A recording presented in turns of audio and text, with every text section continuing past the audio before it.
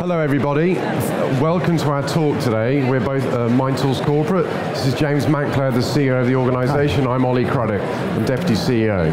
What we want to talk to you today is some research we've done on the top 100 skills according to 15,242 managers worldwide. That sounds incredibly daunting, so what we're here to do today is try and break that down for you so you understand what they are and you understand how you can apply that within your organisation. So this session, we want to talk a little bit about the context. What are the expectations of your learners? Then James is going to talk about the research in terms of how we went about understanding those expectations on what people want to learn. And then also some of the standouts from there, kind of breaking that down so you understand how and what people want to learn.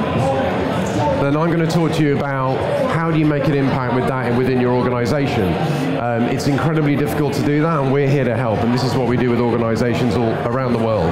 And then finally, some key takeaways. So really the context for this is expectation. We've talked about this before in MindTools, about the rise of effectively a consumer learner. If you think about your own experience within the organisation and in your own experience in life, is that you're demanding, we're all increasingly demanding. This is not a millennial trend, this is how we all operate, and what we all expect is a lot more from our employers than we've ever had before. We really see this kind of epitomised in a great quote from a report by Deloitte, the Global Human Capital Trends Report. Kind of employees expect at all levels a dynamic, self-directed, continuous learning kind of opportunity from their employers. What does that really mean? What that really means is people want to feel they have a sense of control in what they learn. You know, we all see the shift from kind of the teaching to training to learning, and that is a shift in terms of people know increasingly what they want to learn. We see that with the research we've done previously. People know how they want to learn, they know when they want to learn, and they're doing this in their own time. And I think for us, that's a great opportunity to leverage that. That's our research we did last year. But this year we were looking at what people want to learn. The key though is, that my point is around control. People increasingly want to see self-directed learning as the way they want to learn. They don't want to be told what to learn. They want to feel they have a sense of control in that.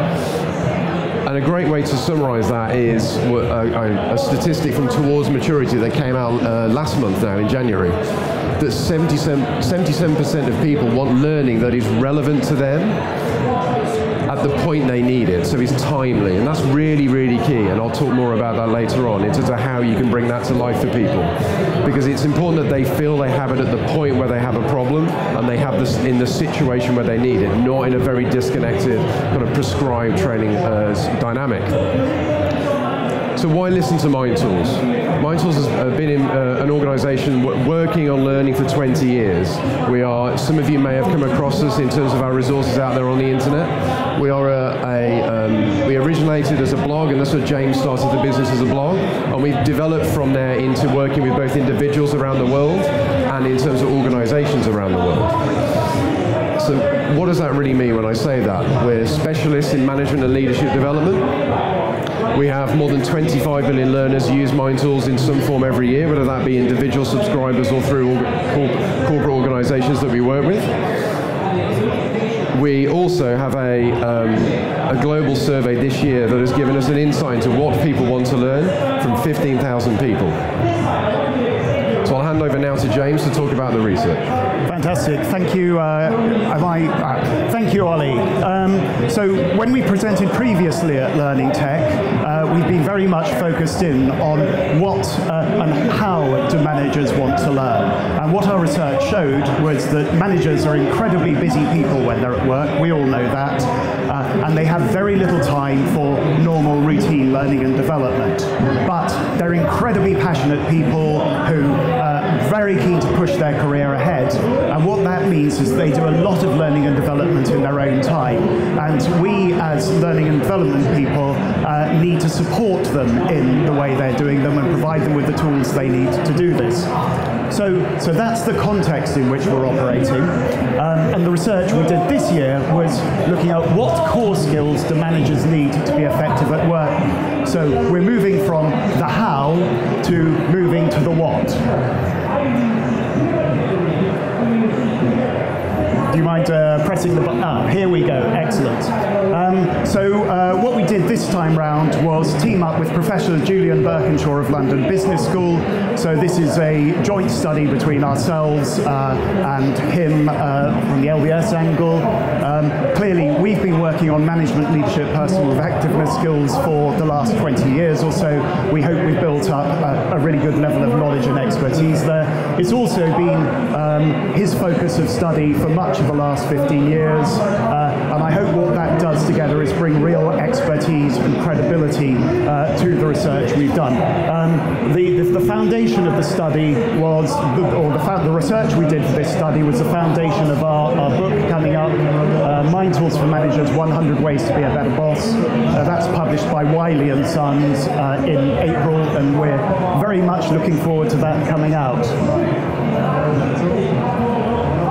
It's, yeah, thank you, Ollie. So the core, or the starting point for our research was to do a literature survey of the thousands of skills that we've encountered in the management, leadership, personal effectiveness space.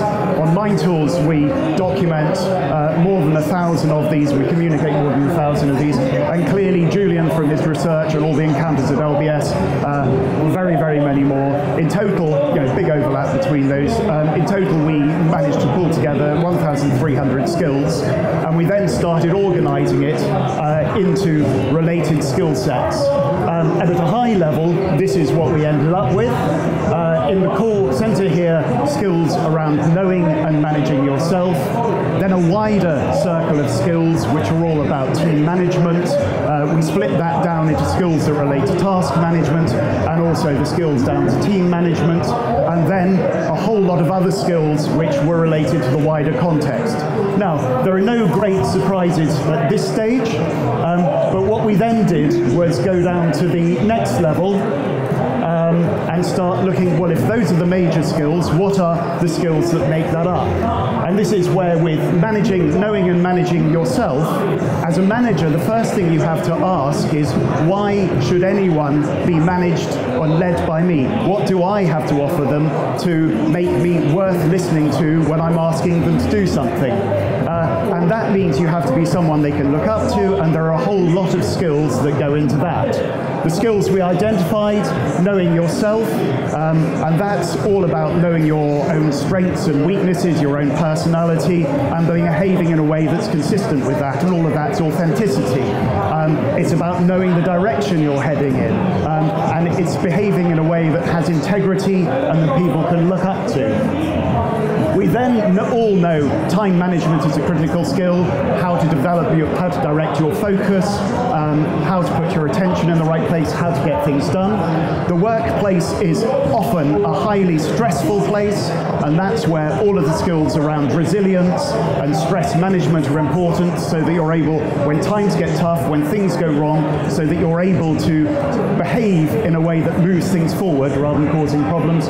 Finally, there's a set of skills around managing your career, and what that is about is finding work that inspires you, that empowers you, that you enjoy, moving into those lines of work and then communicating that passion to other people. So those are the personal skills.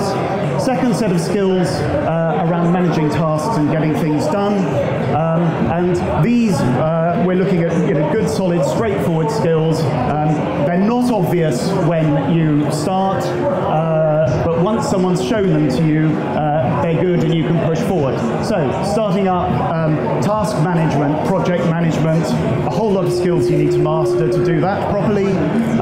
Effective problem solving, effective decision making, and then skills you might not expect around creativity and innovation. And those are the skills that when you apply them, they help you get your team onto the cutting edge of customer service, cutting edge of whatever it is that you're doing for your customers, and they're key.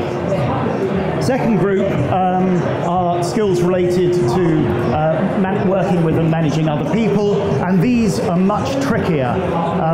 So, Ollie, if we could, understanding and motivating other people, getting the best from your people, communicating effectively, hiring and developing good people, building a great team, dealing with difficult management situations.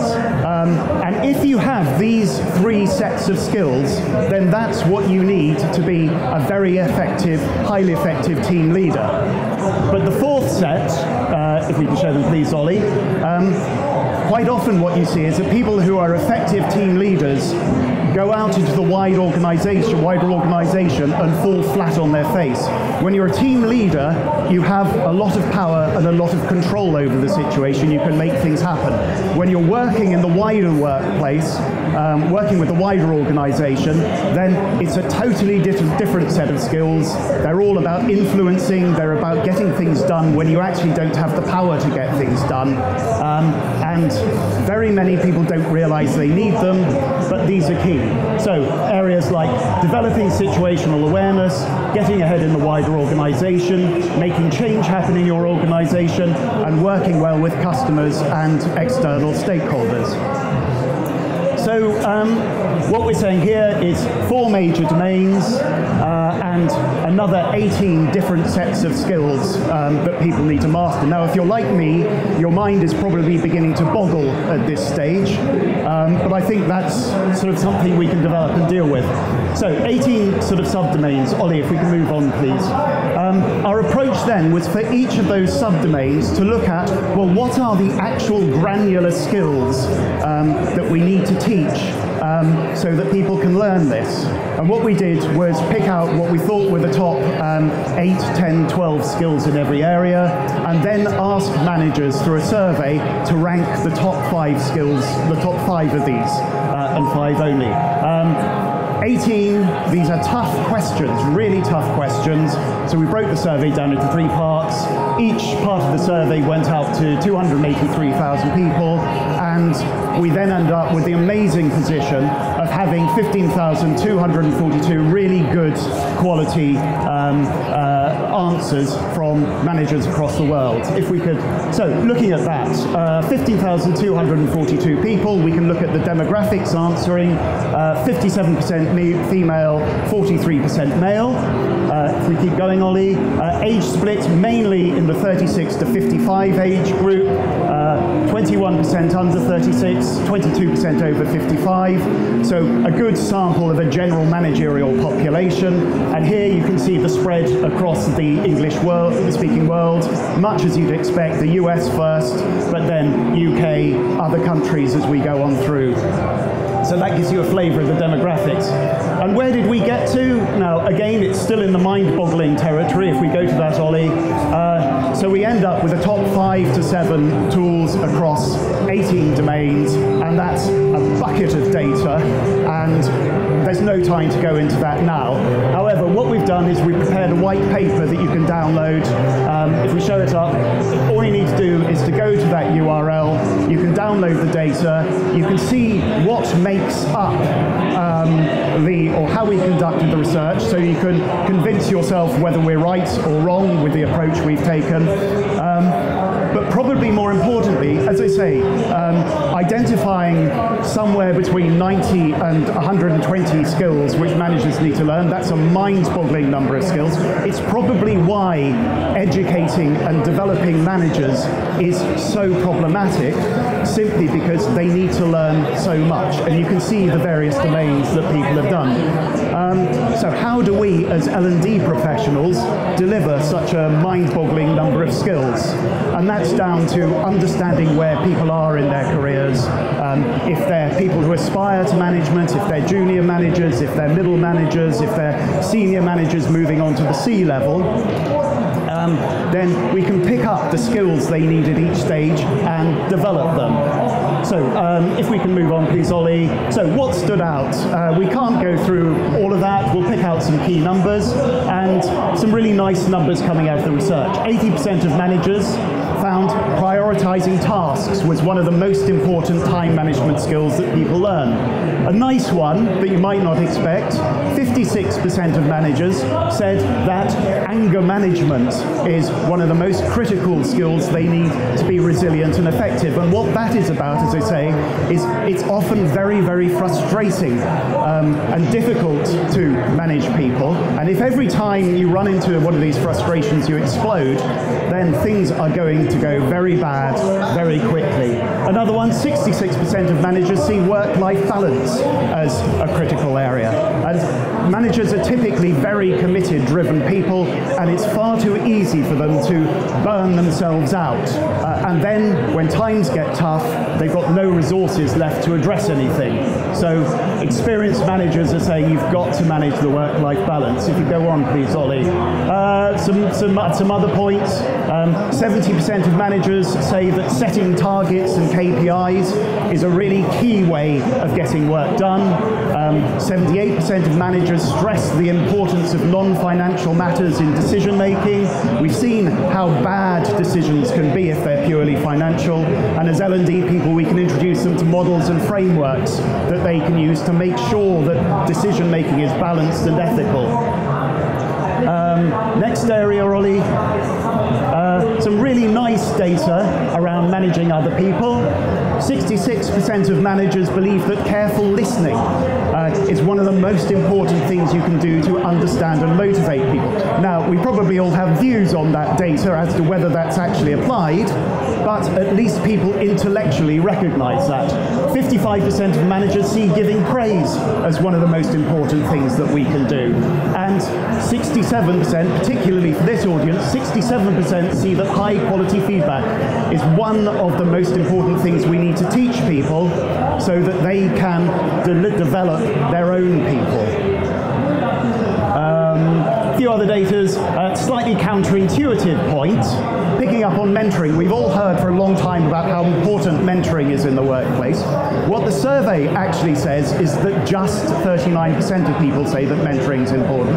Actually, what's more important is to get out, as a manager, is to get out into the workplace, is to network, is to do a really good job for people, and to be recognized for doing that good job. So that's something you wouldn't expect from the data. The final piece is about stakeholder management, which is a particular passion of mine, and 76% of stakeholders, of managers see stakeholder management as one of the most important skills you can teach to help people manage change. So, next slide please, Ollie. A reminder of the white paper. You can download it from that URL. If you can't get to that URL, come to us on the stand and we'll make sure that you get it. Ollie, thank you. Thank you, James. So I guess I'm going to very quickly try and say how do you make that work in your organization. I think, as James said, it's a mind-boggling amount of data that we got hold of in terms of the skills required, and it showed the depth of skills that people need to learn in terms of their organization. I think we've talked before about we all want to go on this journey of creating a learning culture and making our organization a learning organization. If you look at the Bursin model that's recently come out in terms of the levels of movement towards becoming a learning organization, we all want to make our organizations the top level, the anticipatory level. The reality is, if you look at the percentages, this is the split of where companies are. We are all mainly still operating the episodic, which is kind of the more prescribed model, and the responsive, where we're starting to respond to what the business wants. That is, we could talk about creating learning organizations all day. What I just wanted to put this up about is that we can talk about the theory, but we work with organizations to help them put this into practice.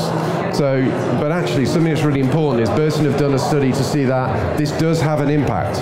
You can see that from a share price perspective and earnings per share, that they've seen that level 4 organizations generate more, in terms of that are at that stage, generate more earnings per share than level 1 organizations. But we all want to have a connection between learning and impact. This ultimately is a great way to see from Bursin about the difference between the two levels. But how do you make that happen? Something we partnered with Degreed in terms of marketing, I think, is where it starts to become more real for you. I went to a talk yesterday from David Perring about nudging. Don't know whether anyone else went, but effectively what you need to start doing is nudging your people and nudging your organization from where you are today to the end point you're trying to get them to. That isn't one big step in one go. That's starting to slowly move them step by step. It's a huge transition. We're talking about culture change in an organization. So we often like to think about having a kind of marketing marketing mindset in the way we think about our workforce. You need to understand them to then understand how you can affect them. So if you think about your understanding first, then you're moving around to, then you're building the ecosystem that then enables them to learn in a way that suits them, in the way they want to learn. You're managing that ecosystem, you're not managing what they learn. That's a key point. You're ensuring they have access to quality in terms of resources, but you're not telling them what to learn. I think then you kind of connect them through to those resources and you engage them in it. And this for us at Mindtools is a key point in terms of engagement. If you just give access to resources, people won't use them. Ultimately, learning is becoming about marketing. It's becoming about how do you get the person to the end point. Think about kind of digital marketing theory. Every click you have on a website, you lose 50% of people. Think about your ecosystem you have in your company. How many clicks does it take a person to get from at their desk or wherever they are in their role to the content you want them to consume? Every click you will lose 50% of the people. So we work really hard with organizations to make them reduce that and make that user experience as seamless and frictionless as possible. Another key point is measurement, obviously. Now we could all have theoretical dreams of linking to impact. The key really is about finding a way in your organization that you can do that effectively. With some clients we work with, we are working with them to understand really high performers. You know, we all have that mode of looking at high performers in our organization. What are they doing? We help clients like Randstad do that, and we look at the way that those guys are behaving in terms of learning behavior, and then we take that, model it, and say to everyone else in the organization, kind of the mass, if you like, in the bell curve, this is good behavior, this is what you could be doing, why don't you try this? And then promote that through your internal social media, your internal channels to say these are success stories, take them out to the people. That enables you to take a performance of a small group of people in your organization and affect the entire enterprise. If you think about your enterprise, if you shift the bell curve slightly to the right, you will do that more effectively by affecting the mass, not the minority or high performers. And then through, in terms of enabling is a key point as well, and that's about enabling people to learn, enabling them and empowering them. So giving them what they want, encouraging them as well, and showing that it's supported by your organization. We have one client who often does something on a Friday afternoon. They target their people to learn, to do 55 minutes of learning every week. 55 minutes is deliberate, so it's less than an hour, and it encourages them to do it in momentary, so 5 minutes here, 10 minutes there. And at the end of the week, whoever achieves that target is given popcorn. But the key is they're given popcorn by the senior managers of the company, because what that tells is to the company, it's we want you to do this, we are enabling you to learn. If it's not, it's about that empowerment and enabling message. So that's a lot to take in. So what do we focus our clients on? We focus our clients on 4 areas. One of them is treat them as your customer. It's that marketing point. Do you know what your customer wants? And your customer is your workforce. Find out what they want and understand where they are. Take the learning to them. We've worked with the Met Police on taking the learning to their people. The Met Police has a very unusual workforce, and they're very skilled, they're shift focused, and they are out on the street a lot. So we've helped them take them, we are using personal mobiles to take their learning to them through an app. That's incredibly powerful when you start to push learning out in that way, because you don't have access to them in a traditional channel. So find out where your people are, create a persona of your learner, and understand them. Manage less and empower more is really important in terms of what I said, in terms of building that system that gives them access to the right resources, but don't control what they have access to. Make learning personal and relevant. So what, as James said, what do your people need to understand and learn to become a great manager, and give them access to that. But also enable them to have access to what they think they need to do as well. And finally, recognize and value all learning. Value learning they're doing at home. Value learning they're doing on things that may not be relevant to your organization. If you make them better people, you will engage them. And ultimately, that's a great thing for us to do, is to retain people, is to develop them, as we all know. So what are the key takeaways from today? Expectations are clear in the consumer learner that we all have in our workforce of how people want to learn. James talks about our research, and our research exposed what people expect to learn as well. It's what do they think they need to develop to become a great leader and manager. But also, to be an effective manager, it requires a huge skill set. There are 100 skills there, as James talks about. So how do you distill that down into small, continuous moments of learning for people to become effective? continuous learning does create the conditions for that. It's about giving them the access to the resources when they need it at a point in time where they're having that challenge or problem. And finally, our role as L&D is to nudge those people along that journey, not to try and take them there in one leap, but make it small moments of learning, interventions if you like, that nudge them along that journey. And that's what we help our clients do. So something I will just briefly reference as well is our book that's coming out in April, as James talked about. So the 100 Ways to Be a Better Boss, Mind Tools for Managers, is coming out in April. If you actually also want to have access to the white paper, as we said, please come to our stand on stand C9, so just behind this theatre over there. Our team will be there to be able to talk to you very eloquently, much more eloquently than James and I can talk about in terms of the work we do with clients and how we help clients nudge their people along that journey. And so more than anything, thank you for your time, and if there's any questions, we'd be happy to take them. Yes. Thank you.